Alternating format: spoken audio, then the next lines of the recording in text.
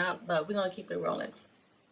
How to heal from narcissistic abuse is to go no contact or low contact. Some of us can go no contact, okay? You might be co-parenting.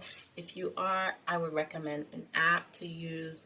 One that is free is called App Close, okay? APPCLOSE.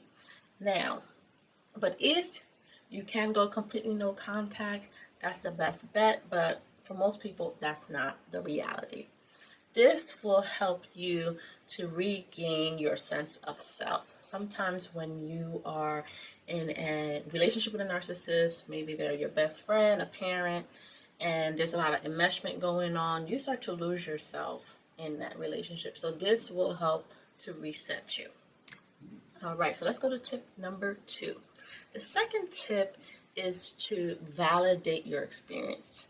Okay, yes, remind yourself, I did experience that, because you might be wondering, like, yo, was that just a nightmare? Was that just a bad dream? Am I over exaggerating?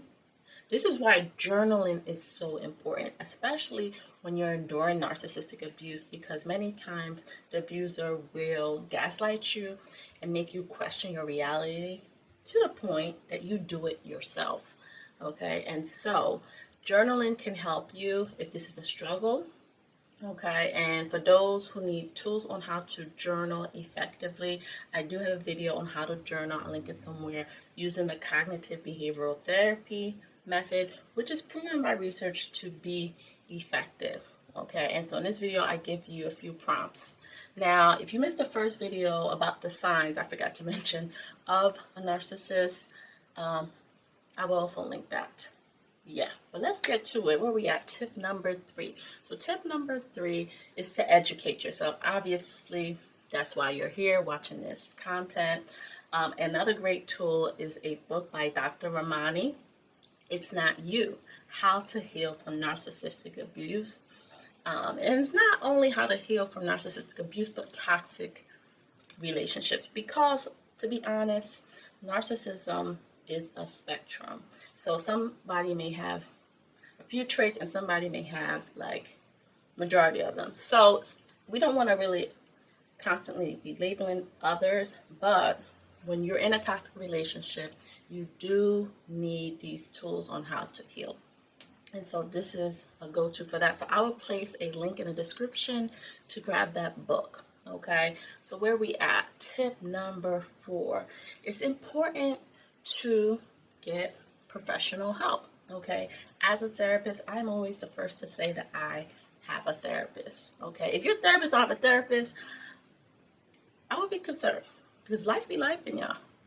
Okay, life be life in, but I would encourage you to find a therapist that specializes in trauma-focused therapy, like cognitive behavioral therapy or EMDR.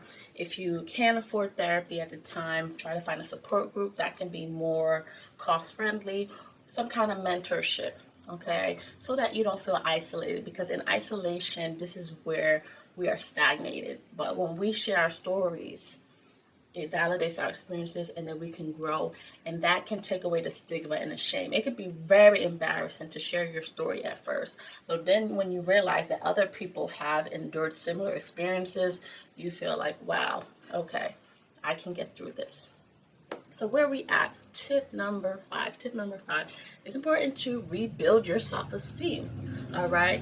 And how you might do that. And I do apologize for any background noise. For those who don't know, I'm originally from Brooklyn, New York, but I live in West Philadelphia. So it is what it is.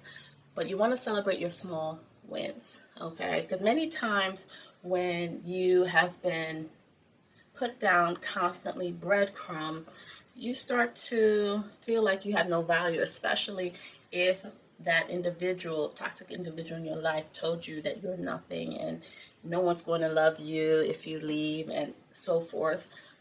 You may start to actually believe those lies. Yes, they are lies. Okay. I don't care if you are broke, unemployed, you have value. Your value is not based on your title, your finances, even how you appear, right? Your appearance. You have intrinsic value because you are a human being. Because there is breath in your lungs. Like let that sink in. Let that sink in. And so rebuilding your self-esteem is key. So saying affirmations, perhaps I like to meditate on scripture, that can be helpful. And so let's go to tip number 6. Tip number 6 is to honor your boundaries. Many times boundaries have been crossed, bulldozed over by that narcissistic, toxic individual in your life. And so you have to start saying no without feeling guilt, okay? And I mean, you can be nice about it. Like, I wish I could, but I can't, right? And guess what? No is a complete sentence. And so you don't have to ramble and say why, right? Nobody needs the backstory. And if they ask, it's none of their business. Yes, I said it. And so get used to saying no. Even if you're trembling in your boots, say it with your chest. And I promise you, as you continue to set those boundaries, it'll become easier and easier to use your voice. All right, so where are we at? Number 7. If you haven't already done so, before we get to number 7, support your girl, subscribe, like, and definitely share this video, because I'm pretty sure you are not the only one struggling. In fact, I used to run a nonprofit supporting survivors of domestic violence and intimate partner violence, and you wouldn't believe the stats. I mean, 1 in 4. So if you're in a room of 100, that's 25 individuals. And statistics show that domestic violence or intimate partner violence, right, this kind of emotional, physical, sexual, financial abuse, actually is higher in same-sex relationships. So we need to talk about it. We need to break the stigma. All right, number 7. It's important to address any trauma bonds, because many times it's the trauma bond that's connecting you together. And in fact, trauma bonds at times feel more stronger than love. And that's why it's confusing. You might say, I want to pull away from this person. And when I pull away, I start to pull back. And you don't know why, right? Sometimes it's that trauma bond.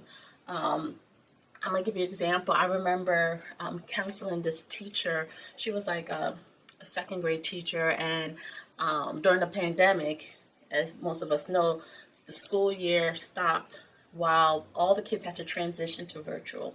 And she said usually with a classroom size of 15 to 20, maybe 1 or 2 students cling to her throughout the years and say, hey, Miss So-and-so, you're my favorite teacher, right? But because that school year, the students and her were forcefully separated, they had a trauma bond. So when they returned, even though they were in the next grade, most of the students, probably about 90%, made sure to stop by her classroom to say, how are you doing? You're my favorite teacher. She never experienced this before. And so this shows you the impact of a trauma bond. Now try to imagine this in an intimate partner relationship, right? And so how to break out of a trauma bond is to remember the reality. This is why journaling is so important. Many of us have fantasy thinking, and that's something we develop in childhood. That little boy or girl inside of us, we want the best outcome. We want to have that happily ever after ending. But the reality is that's not always the case. And so sometimes we have to tell our inner child, go take a nap, be quiet. I got this. And set those boundaries. All right, where are we at? Number 8. Number 8 is so important to surround yourself with safe people, okay, that you can trust, that you can share your stories with. But not only that, people who are going to encourage you to make healthy choices. Because I hate to say it, there are some people out here who support struggle love. They're like, me too, girl. Me too. Me too, sir. Like, first of all, those are not the people to go to, because they're in the same boat as you. They're stuck in a toxic cycle, and they might be telling you, hey, it's not that bad. Stay in it. Nope. You have to go and surround yourself with people who you want to emulate, to say, wow, those are goals that I want to aspire to. Okay, so be careful of the company you keep.